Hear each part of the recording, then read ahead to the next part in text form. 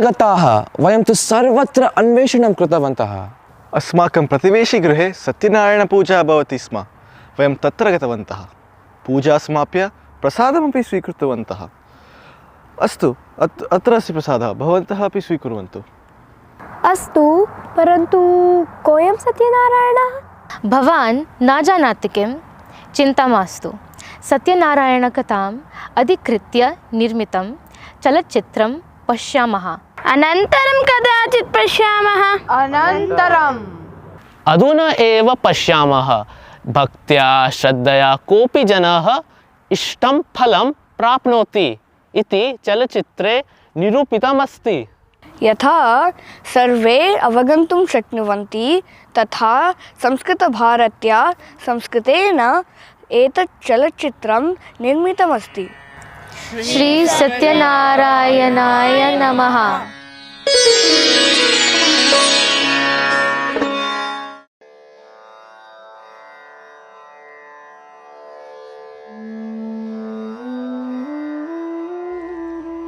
ओम श्री सत्यनारायणाय नमः। अस्ति नैमिषं नाम प्राचीनम् अरण्यम्। तत्र शौनकमुनिः 88 मुनिभिः सह लोककल्याणार्थं तपः करोति स्म। एकदा सूतमुनिः अरण्यम् आगच्छति। अहो तपश्रेष्ठ, नमो नमस्ते।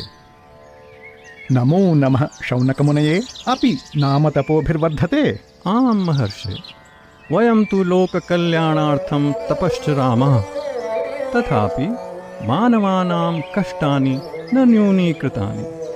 तेषां पुरुषार्थसिद्धये उपायः सूच्यतामिति प्रार्थये।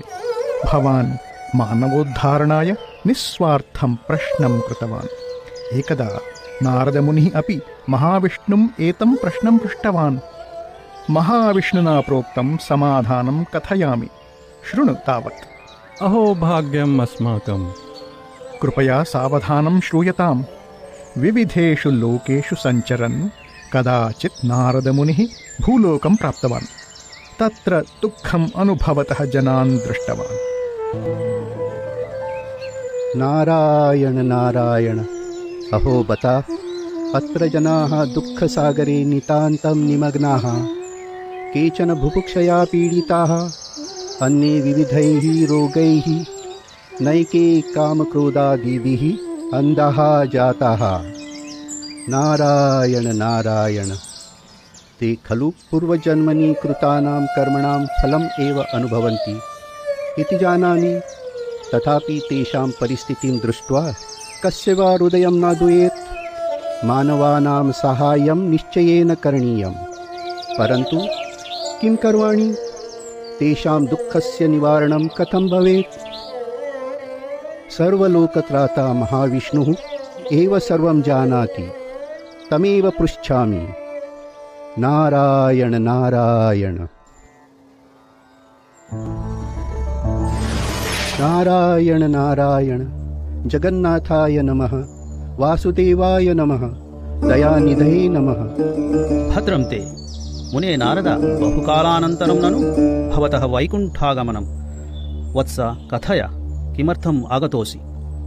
हे दीनदयालो, सर्वज्ञोऽसि, मम कथनीयं किमस्ति?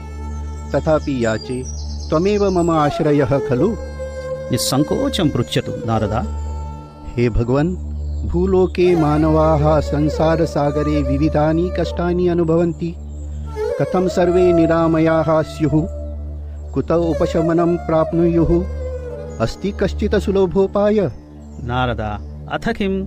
मानवदुःखनिवारणाय श्रीसत्यनारायणपूजा खलु सुलभः मार्गः। यथाविधि यदि पूजा क्रियते तर्हि क्षेम स्थैर्य वीर्य विजय आयुरारोग्य ऐश्वर्याणाम् अभिवृद्धिः भवति। सर्वः अपि जनः सुखेन जीवति। आहा प्रभो, एवं वा? कथम् एषा विविधातव्या? कदा करणीया? कृपया विवृणोतु। नारद, एषा पूजा पौर्णम्यां वा, एकादश्यां वा, संक्रान्त्यां वा, कस्मिंश्चित् शुभे दिने वा यथाविधि करणीया। कृतसङ्कल्पः बन्धुमित्रैः सह पूजयेत्। कदली मधु क्षीर दधि गोधूमचूर्णैः प्रसादं कृत्वा भगवते निवेदयेत्। तत्परं श्रीसत्यनारायणकथां शृणुयात्, श्रावयेत् च। सर्वेभ्यः प्रसादं दद्यात्। श्रीसत्यनारायणस्य पूजनं मानवानाम् इष्टकामसिद्ध्यर्थं भवति। विशिष्टतया कलियुगे एषा पूजा आनन्दं कल्पयति। धन्योऽस्मि धन्योऽस्मि। ॐ श्री सत्यनारायणाय नमः।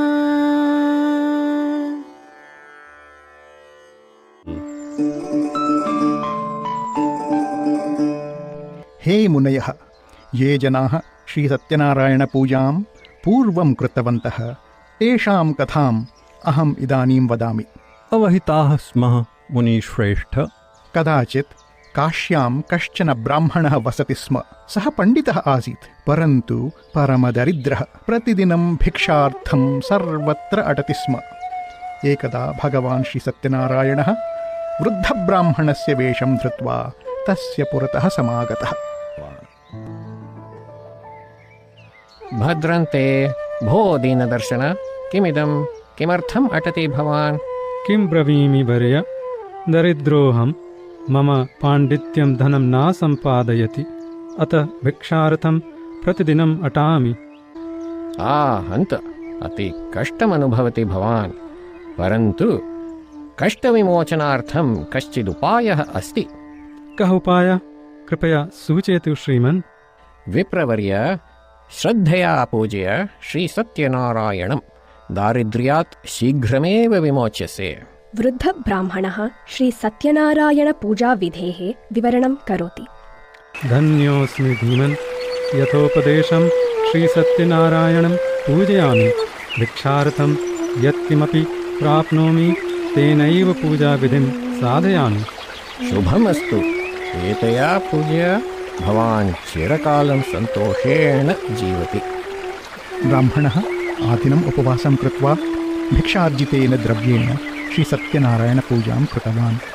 तस्य भक्त्या सन्तुष्टः देवः तम् अनुगृहीतवान्। ब्राह्मणः चिरकालम् आनन्देन जीवित्वा सत्यलोकं प्राप्तवान्। ॐ श्री सत्यनारायणाय नमः।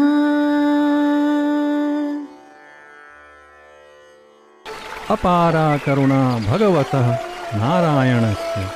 मुनिवर, कृपया अन्याः कथाः श्राव्यन्ताम्। अस्तु।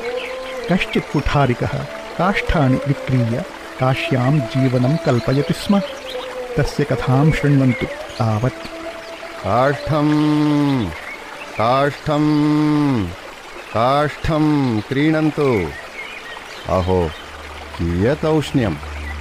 गृहस्यास्य पुरतः किञ्चित् कालम् उपविशामि। अन्तः पूजा प्रवर्तते। कुठारिकः मन्त्रान् श्रुत्वा गृहजनं पृच्छति। भो ब्राह्मण, भद्रं ते, किं व्रतम् अनुष्ठीयते? एषा श्रीसत्यनारायणपूजा।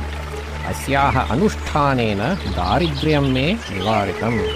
अहो भाग्यम्, अहमपि दरिद्रः। एतां पूजां कर्तुं शक्नोमि किम्?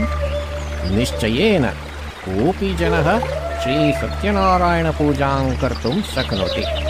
पूजाविधानं बोधयामि। धन्योऽस्मि आर्य। अद्यतनेन सम्पादनेन पूजां निर्वर्तयामि। कुठारिकः तस्मिन् दिने धनिकानां प्रदेशे काष्ठविक्रयणं कृतवान्। द्विगुणं धनं प्राप्तवान्। तेन श्रीसत्यनारायणपूजां कृतवान्। सोऽपि चिरकालम् आनन्देन जीवित्वा सत्यलोकं प्राप्तवान्। ॐ श्री सत्यनारायणाय नमः।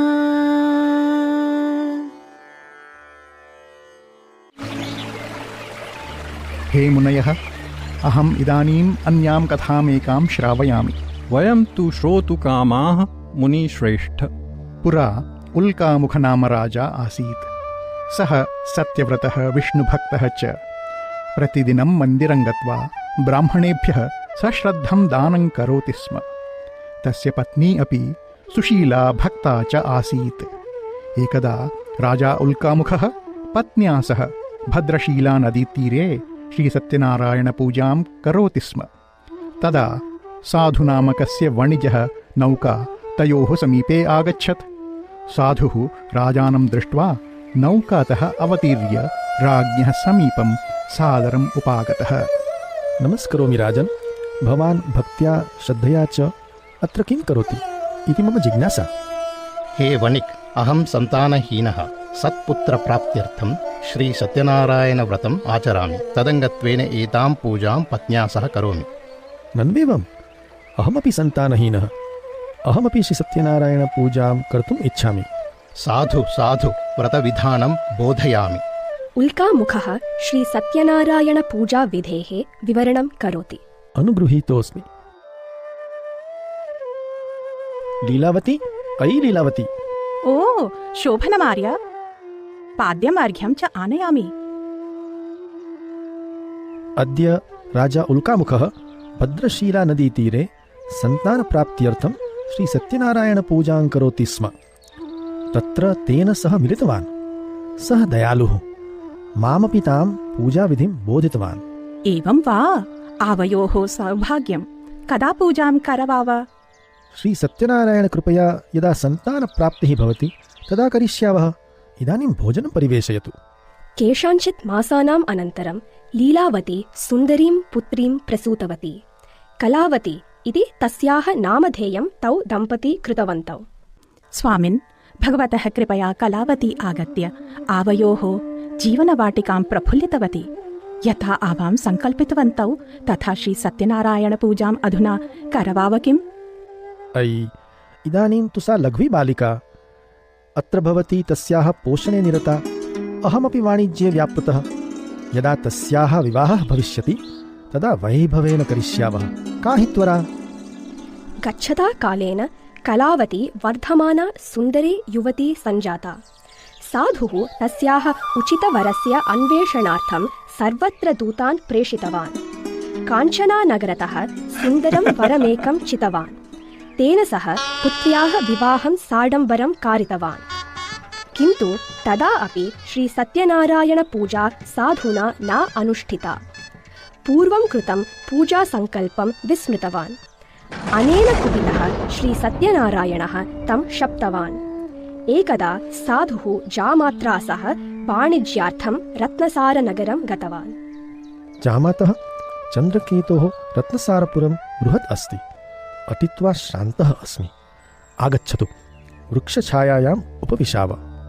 तदा केचन चोराः राजभवने चौर्यं कृत्वा धावन्तः साधोः अभिमुखम् आगच्छन्ति। तेषां पृष्ठतः राजभटकाः अनुधावन्ति। साधोः समीपे चौर्यवस्तूनि पातयित्वा चोराः पलायन्ते। कियत् धैर्यं! चौर्यं कृत्वा आनन्देन विश्रान्तिं कुरुतः। गच्छतां कारागारम्। अहो, अहं वणिक्, एषः मम जामाता। चोराः एतानि वस्तूनि अत्र क्षिप्त्वा तस्यां दिशि धावितवन्तः। आहाहा, का हि रेते कथा। बत, न केवलं चौर्यं करोषि, असत्यमपि भणसि। अनेन कारागारवासः नूनं वर्धते। आगच्छताम्। श्रीसत्यनारायणस्य मायया कोऽपि साधोः वा जामातुः वा वचनं न शृणोति। राजा तौ कारागारं प्रेषयति। कलावती, कलावती, उत्तिष्ठ कलावती, उत्तिष्ठ। गृहे चौर्यं सञ्जातम्।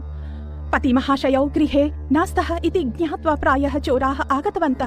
अहो, किं करोमि? सर्वं नष्टम्। अहो मातः, पश्य, मम स्वर्णपेटिका अपि गता। अहो, धूर्तैः सम्पूर्णं गृहं रिक्तीकृतं। कथं जीवेम? हन्त, अधुना का गतिः? विना धनं तयोः जीवनम् अतीव कष्टकरं भवति। एकस्मिन् दिने बुभुक्षया पीडिता कलावती भोजनार्थं बहिः अटति। कियत् मम दौर्भाग्यं! राजकुमारी इव पूर्वं शाल्योदनभोजनं करोमि स्म। इदानीं तु मुष्टिमात्रम् अन्नं प्राप्तुं प्रातः कालतः याचमाना अटामि। तदापि न प्राप्नोमि। मम पादयोः शक्तिः क्षीणा। हे भगवन्, हे दयालो, पाहि माम्। गृहस्यास्य पुरतः उपविशामि। तदा तस्मिन् गृहे श्रीसत्यनारायणपूजा विधीयते स्म। बहिः उपविश्य सा कलावती पूजाप्रवर्तनं शृणोति। पूजानन्तरं गृहस्वामिनी बहिः आगच्छति। पुत्री, का भवती अतिश्रान्ता लक्ष्यसे? अम्बा, नाम्ना कलावती अस्मि। भोजनार्थं चिरकालम् अटन्ती श्रान्ता च दीना चास्मि। अनन्यगत्या अत्र उपविष्टा सद्य एव अपसरामि। अयि पुत्री, तिष्ठ तिष्ठ। अद्य वयं श्रीसत्यनारायणं पूजितवन्तः। पूजाप्रसादं स्वीकरोतु।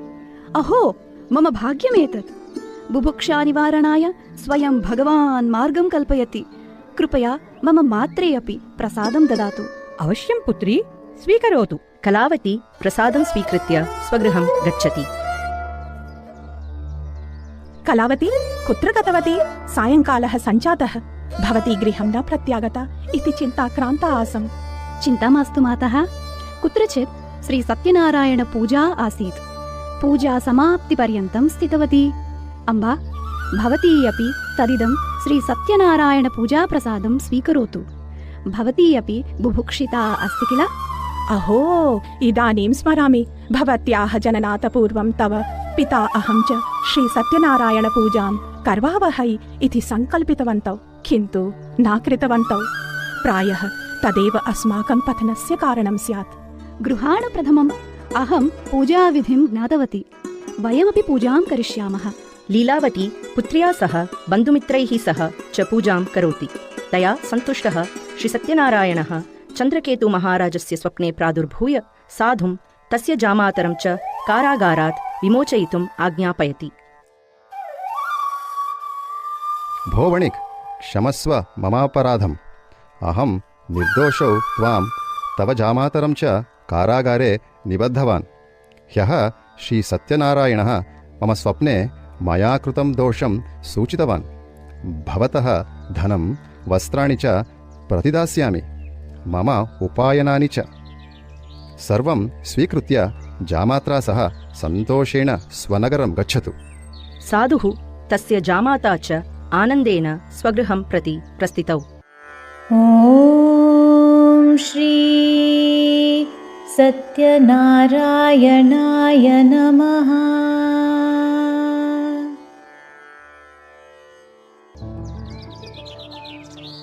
हे मुनयः, साधोः कथा इतोपि अस्ति, अग्रे अनुवर्तयामि। अस्तु मुनिश्रेष्ठ। साधुः महाराजात् धनं वस्त्राणि उपायनानि च प्राप्य सन्तुष्टः। जामातुः साहाय्येन सः प्राप्तं सर्वं नौकासु स्थापितवान्। श्रीसत्यनारायणः तस्य परीक्षां कर्तुं निश्चयं कृतवान्। अतः मुनिरूपं धृत्वा नदीतीरम् आगतवान्। वत्स, आवाम् अत्यपेक्षं धनं सम्पादितवन्तौ। शर्करा यथा पिपीलिकाः आकर्षति तथा धनं चोरान् स्वयम् आह्वयति। अतः सावधानो भव। आमाम्, अत्र पश्य, कश्चित् मुनिः आगच्छति। असौ मुनिवेशं धृतवान् कश्चित् चोरः स्यात्। तेनाहं सम्भाषे। भवान् तु तूष्णीं तिष्ठतु।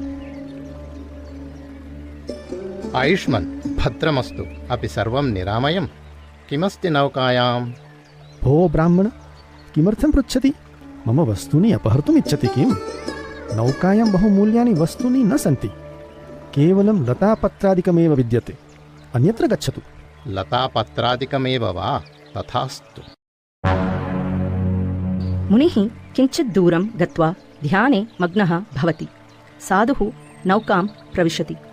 तत्र लताः पत्राणि च दृष्ट्वा मूर्छितः भवति। अहो, किमेतत्?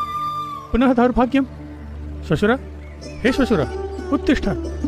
साधुं प्रबोधयितुं जलेन सिञ्चति। साधुः उत्थितः। सः महान् मुनिः स्यात्। तं चोरं मत्वा असत्यम् उक्तवान्। मुनेः तपसः प्रभावेण अधुना सर्वं नष्टं जातम्। सः दूरं न गतः स्यात्। पश्यतु, सः तत्रैव ध्यानमग्नः वर्तते। शीघ्रं गत्वा क्षमां याचावहे। आम् आम्, आगच्छतु। उभौ मुनिं प्रति धावतः तस्य समीपं प्राप्नुतः।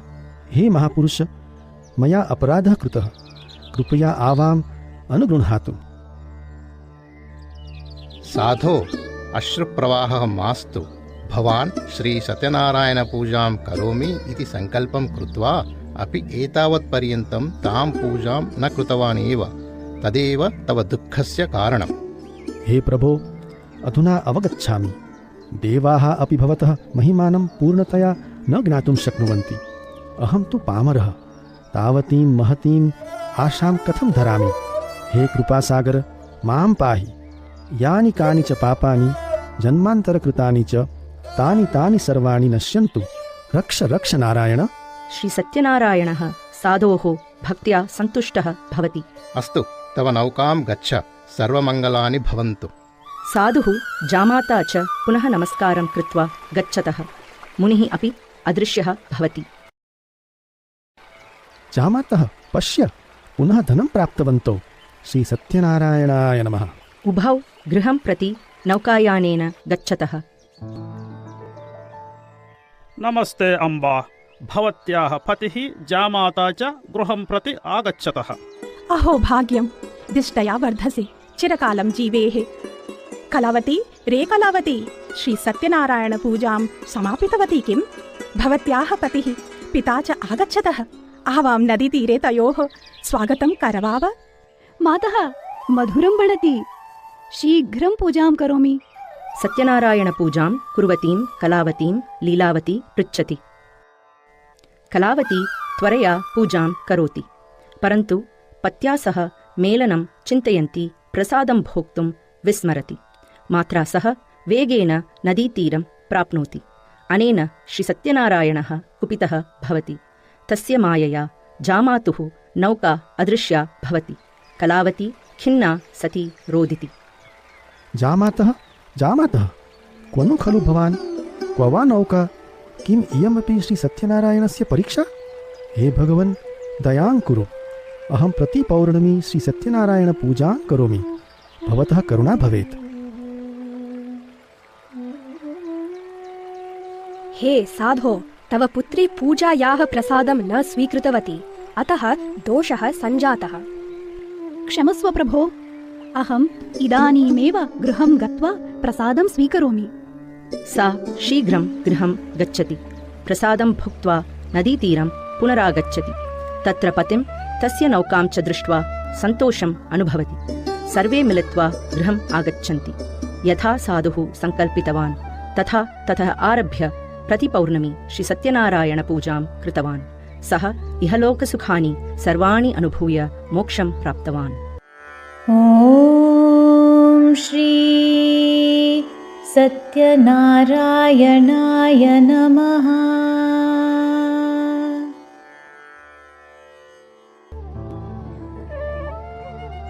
हे मुनयः, तुङ्गध्वजराजस्य कथाम् इदानीं वदामि। अवहिताः स्मः। तुङ्गध्वजराजः उदारचरितः आसीत्। तथापि कदाचित् सः श्रीसत्यनारायणपूजायाः अपमानं कृत्वा महत् कष्टम् अनुभूतवान्। एकदा सः आखेटार्थं वनं गतः। मन्त्रिन् मृगयायामेव समग्रं दिनं यापितं। साम्प्रतम् अस्य वृक्षस्य छायायाम् उपविशामि। विश्रान्तिं कृत्वा राज्यं प्रति गच्छामः। अस्तु राजन्, अत्र समीपे ग्रामवासिनः सन्ति। तैः सह मिलित्वा भवतः भोजनम् आयोजयामि। मन्त्री समीपस्थं ग्रामप्रदेशं गत्वा प्रत्यागच्छति। हे राजन्, ग्राम्याः श्रीसत्यनारायणपूजां कुर्वन्ति। भवान् अपि पूजायां भागं वहतु इति ते प्रार्थयन्ते। का एषा पूजा? अस्तु, गत्वा पश्यामः। मन्त्रिणा सह राजा ग्रामप्रदेशं गच्छति, परन्तु तेषां ग्रामीणां पूजाविधानेन सः न प्रेरितः। अहो, अग्न्यगोपानं पूजा? अस्यां पूजायां कथं वा राज्ञः मम श्रद्धा भवेत्? अहम् अत्र स्थातुमपि न इच्छामि। हे राजन्, भवान् देवताराधनां न करोति चेदपि साधु, किन्तु कृपया श्री सत्यनारायणपूजाप्रसादं स्वीकरोतु। ह अपसर, बोधनसाहसेन किं मां बाधसे? अहं किमपि खादितुं न इच्छामि। एतं पूजाप्रसादं पक्षिणः खादेयुः। एवम् उक्त्वा तुङ्गध्वजः प्रसादं दूरे क्षिपति। मन्त्रिणा सह स्वराजभवनं गच्छति। तुङ्गध्वजस्य अनुचितं कार्यं तं ज्ञापयितुं भगवान् निश्चिनोति। अत्याहितं महाराज अत्याहितम्। उच्यतां का वार्ता? चतुस्रुभ्यः दिग्भ्यः शत्रूणाम् आक्रमणम् अभवत्।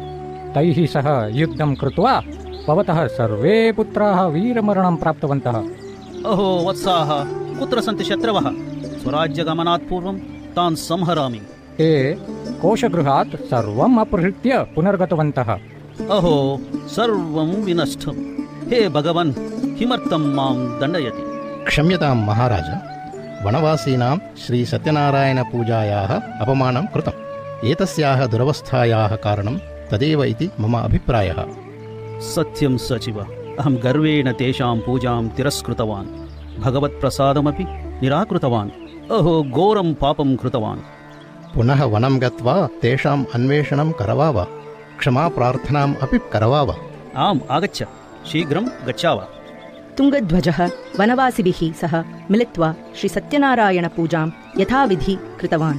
पूजां समाप्य प्रसादं भुक्तवान्। ततः राजधानीं प्राप्य धीरसैनिकानां साहाय्येन शत्रून् पराजितवान्। धनं राज्यं च पुनः प्राप्तवान्। गच्छता कालेन तस्य बहवः पुत्राः सञ्जाताः। एवं तुङ्गध्वजः चिरकालं सन्तोषेण जीवित्वा सत्यलोकं प्राप्तवान्। ॐ श्री सत्यनारायणाय नमः।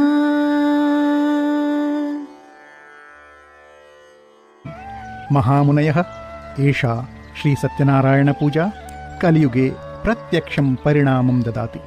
तां पूजां कृत्वा वा दृष्ट्वा वा मानवाः निरामयाः दुःखरहिताः च भवन्ति। भवान् कथाः श्रावयन् श्रीसत्यनारायणपूजायाः पूजाप्रसादस्य च महत्त्वं बोधितवान्। एतां पूजां श्रद्धया कृत्वा मानवाः सन्तोषं प्राप्नुयुः इत्यत्र नास्ति संशयः इतीशम्।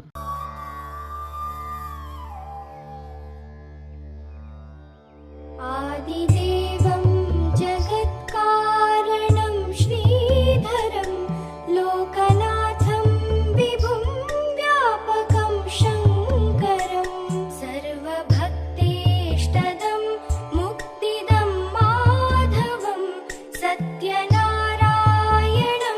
विष्णुमीशं भजे।